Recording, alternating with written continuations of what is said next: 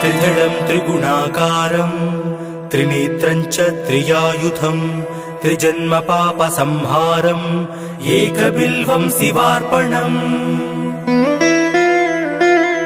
त्रिशाकैर्बिल्वपत्रैश्च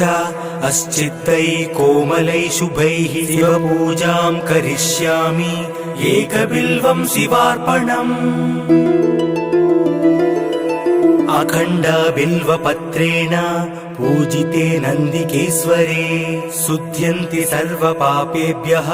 एकबिल्वं शिवार्पणम् त्रिदलं त्रिगुणाकारं त्रिनेत्रं च त्रियायुधं त्रिजन्म पापसंहारं एकबिल्वं शिवार्पणम् त्रिशाकैर्बिल्वपत्रैश्च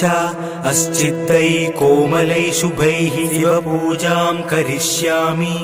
एकबिल्वं शिवार्पणम् अखण्डबिल्वपत्रेण पूजिते नन्दिकेश्वरे शुध्यन्ति सर्वपापेभ्यः